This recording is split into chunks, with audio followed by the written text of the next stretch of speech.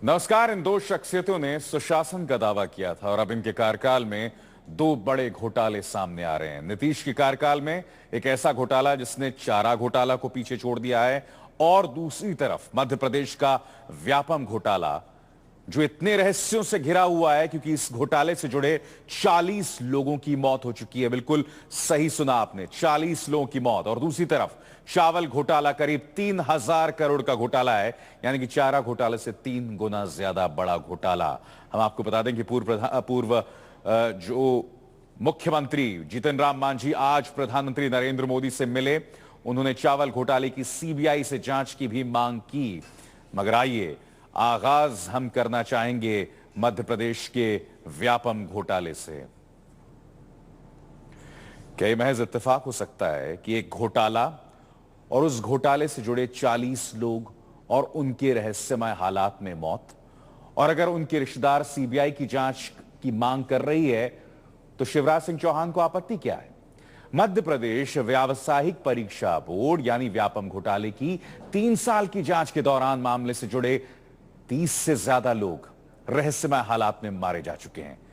ABP news के सामने खुलासा किया है एसआईटी प्रमुख जस्टिस चंद्रभूषण ने।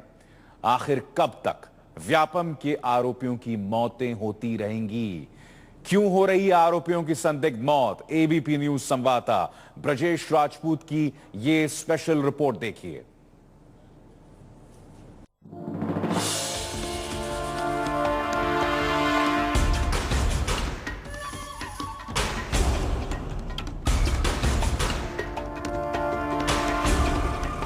मध्य प्रदेश का सबसे बड़ा भर्ती घोटाला।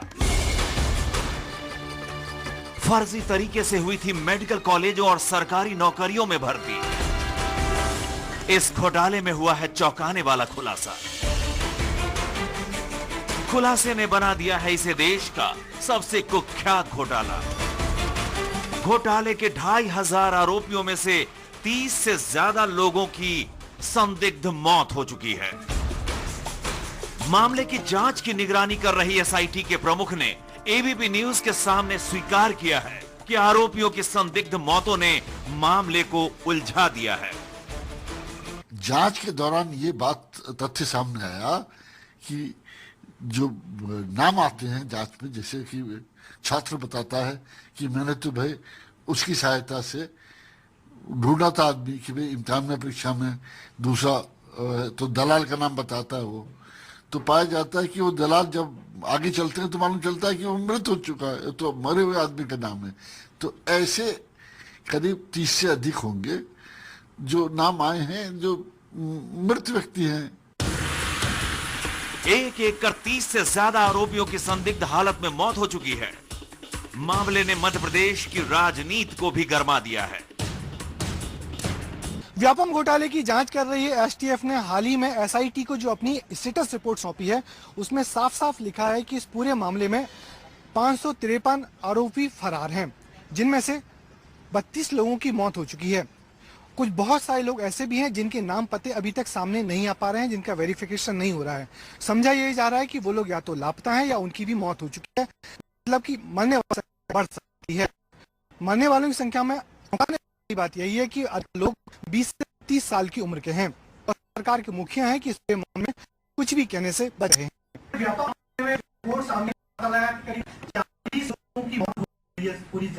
अब मुझे कुछ नहीं कहना, आप देखते हैं। एबीपी न्यूज पहुंचा उन लोगों के घर जो इस व्यापम घोटाले के मामले में थे आरोपी और जिनकी संदिग्ध मौत से उठ रहे हैं सवाल।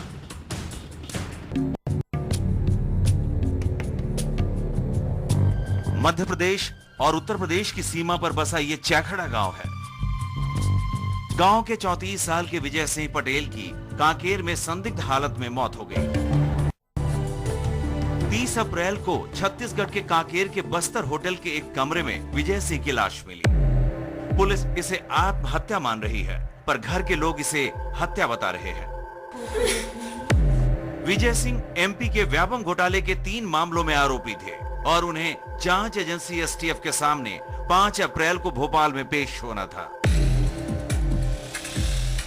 विजय लंबे समय से तनाव में थे और घर वालों का आरोप है कि उन्हें बयान देने से रोकने वालों ने विजय की हत्या की है। ये लगता है कि ऐसा तो वो लड़का कभी करने वाला नहीं था। हम लोग ये भी बोलते थे कि चाहे जितना पैसा लगेगा तुम हाजिर हो जाओ, हम लोग जमानत करवा लेंगे, छुड़वा लेंगे तुमको। ये तो आए थे तो हम सभी कहते थे। मध्य प्रदेश में सरकारी नौकरियों और मेडिकल कॉलेज की भर्तियों में हुए इस बड़े घोटाले से जुड़े आरोपियों की संदिग्ध मौत का सिलसिला पिछले साल से शुरू हुआ है, जब हाईकोर्ट ने मामले की निगरानी के लिए एसआईटी बनाई, जिसने जांच करने वाली एजेंसी एसटीएफ पर दबाव बनाया और जांच ने तेजी पकड़ी।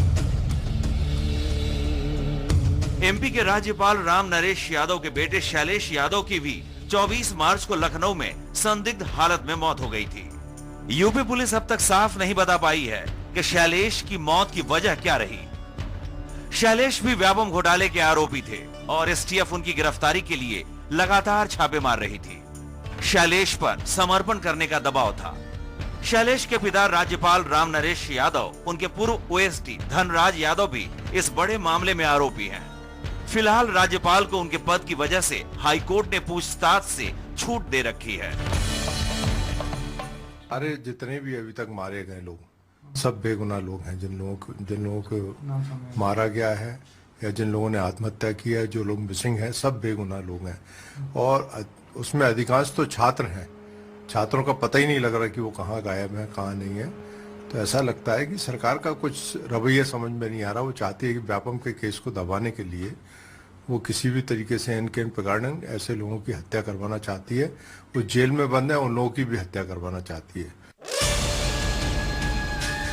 व्यापम घोटाले मामले में ग्वालियर चंबल इलाके के कई आरोपी हैं।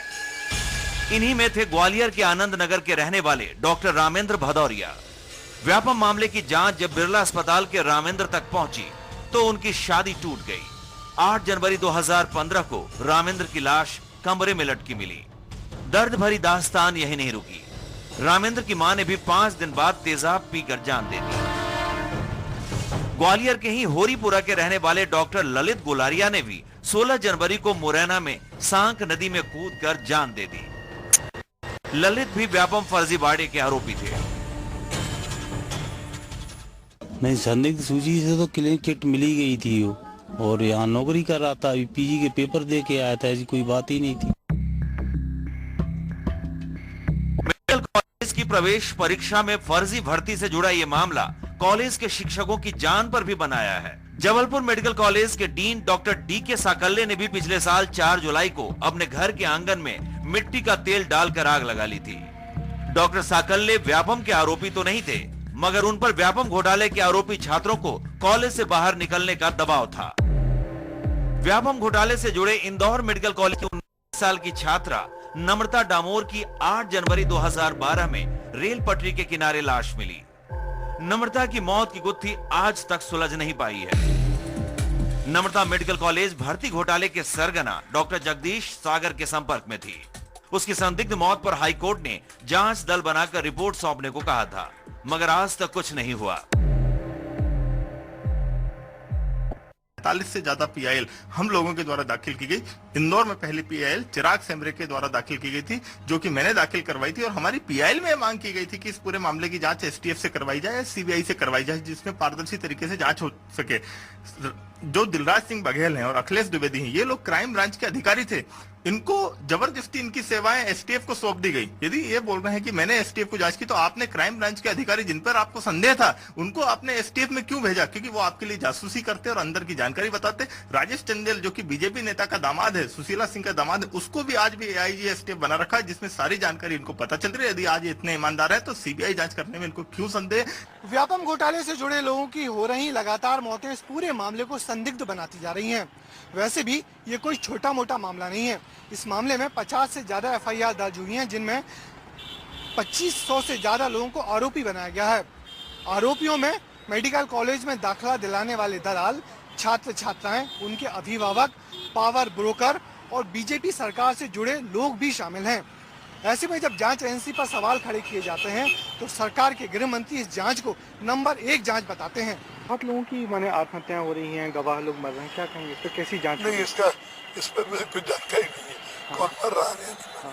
सर आपको लग रहा है व्यापम की जांच सही चल रही है? बिल्कुल सही। हाँ। नंबर 1 पे। हाँ। तो कब तक ये जांच पूरी होगी? मैंने व्यापम लगा ये तो बहुत दिन लगेंगे, नई पर्दे खुलेगी इसमें।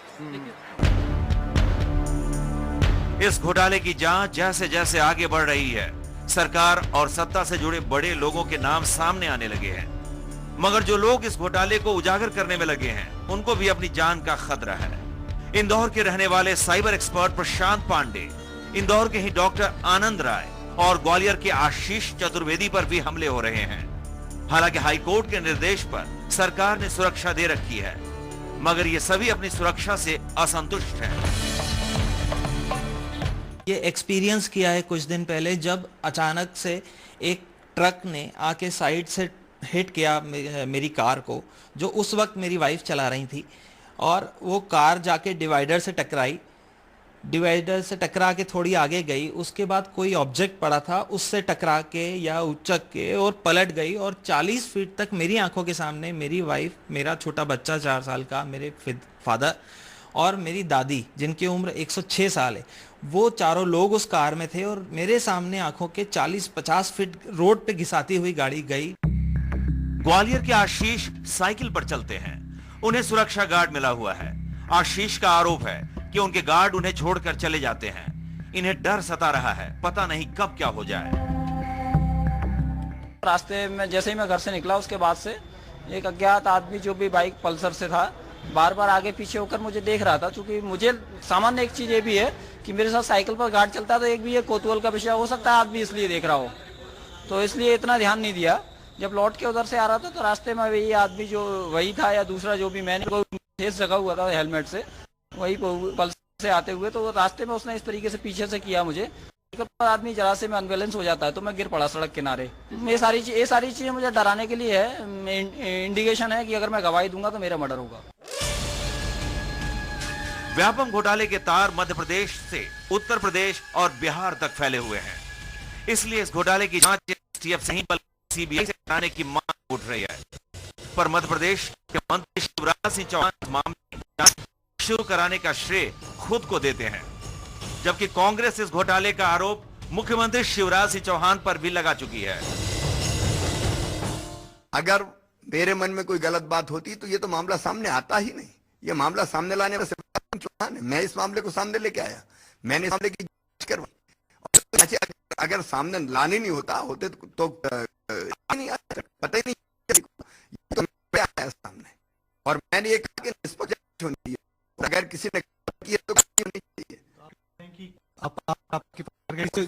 ही पैदा नहीं होता, शिवराज मर जाए कभी गलत काम कुछ भी नहीं सकता। मेरा जीवन पूरी तरह से पारदर्शी है।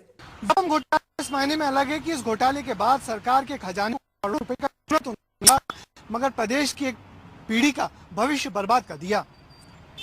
इस घोटाले के बाद देश भर में हुई बदनामी के दाग धोने के लिए सरकार इस विभाग का नाम और निशान दोनों बदलने जा रही है। मगर इस घोटाले की जांच कर रही एजेंसियों पर जिस तरीके से सवाल उठ रहे हैं, उससे सरकार और सरकार के मुखिया कटघरे में है।